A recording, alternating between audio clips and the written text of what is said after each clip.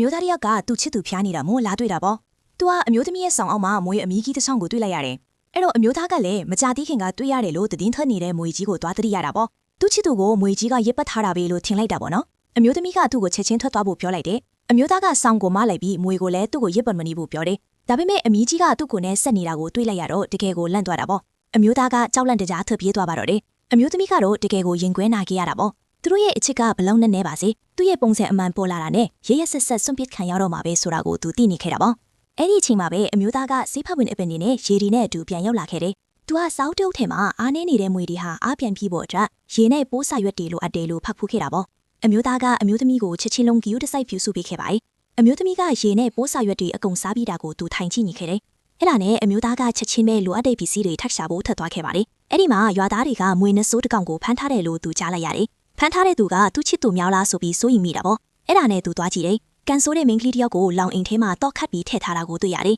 အမျိုးသားကပြန်တော့မယ်လို့တုံးရွာသားတွေကမိန်းကလေးကိုစပြီးနှိပ်စက်ကြပါတော့တယ်အမျိုးသားကသူ့ကိုကဲချင်ပေးမှရွာသားတွေကသူ့ကိုမောင်းထုတ်လိုက်ကြတယ်အမျိုးသားကနေရနောက်မှာပုံနေပြီးရွာသားတွေထွက်သွားတာကိုစောင့်နေကြတယ်ပြီးမှမိန်းကလေးကိုသွားကယ်ဖို့ကြံတာပေါ့သူကမိန်းကလေးလက်ထဲကပေါက်စီကိုယူပြီးပိုးစာရွက်တွေနဲ့လဲပေးလိုက်တယ်ဒဏ်ရာရထားတဲ့မွေတွေကပိုးစာရွက်စားရင်ပိုပြီးမြန်တက်တာတယ်လို့အမျိုးသားကပြောပြလိုက်တော့မိန်းကလေးကထူးထူးဆန်းဆန်းတုံ့ပြန်ထည့်တယ်အဲ့ဒီအချိန်မှာပဲရွာသားတွေကပတ်ပတ်လဲကနေထွက်ပေါ်လာခဲ့ကြတယ်။သူတို့ကမိန်းကလေးကိုမွေးနဲ့စိုးတူဟန်ဆောင်ခိုင်းပြီးစိတ်ကောင်းရှိတဲ့သူတွေကိုကဲဆယ်ဖို့ဆွေးဆောင်ခိုင်းတာပြီးတော့သူတို့စီကပိုက်ဆံညစ်ယူဖို့လက်ကွက်တစ်ခုဆိုတာပေါ်လာခဲ့တာပေါ့။အမျိုးသားကခုခံဖို့ကြိုးစားပြီးမြဲရွာသားတွေကသူ့ကိုအလွယ်တကူပဲအနိုင်ယူပြီးဖမ်းမိလိုက်ကြတယ်။မိန်းကလေးကတော့အမျိုးသားရဲ့ကျင်နာမှုတွေကိုထိတွေ့မိသွားခဲ့ပါတယ်။ရွာသားတွေကသူတို့ကိုလိုက်ဖမ်းဖို့ကြိုးစားတဲ့အခါသူကကြောက်ခဲတလုံးကိုကောက်ကင်ပြီးအမျိုးသားကိုကယ်ခဲ့ပါတယ်။အရေးထဲမှာပုံနေတဲ့အမျိုးသမီးကသူတို့အားလုံးကိုမင်းမျိုးသွားအောင်လုပ်လိုက်ပါတော့တယ်။နောက်ပိုင်းမှာအမျိုးသားကပိုးစာရွက်တွေထပ်ယူပြီးပြန်လာခဲ့တယ်။အမျိုးသမီးကသူ့ရဲ့မွေအမီးကိုဖော်ထုတ်ပြပြီးသူ့ကိုစောင့်နေခဲ့ပါတယ်။သူကမင်းငါကိုမကြောက်ဘူးလားလို့မေးလိုက်တယ်။အမျိုးသားကတော့သူ့ကိုတသက်လုံးကျူးဆိုင်ဆောင်ရှောက်သွားမယ်လို့ဂတိပေးထားတယ်လို့ပြန်ပြောခဲ့တယ်။ယူတီရဲ့အမျိုးသမီးကမွေကြီးတစ်ကောင်အဖြစ်ပြောင်းလဲသွားပြီး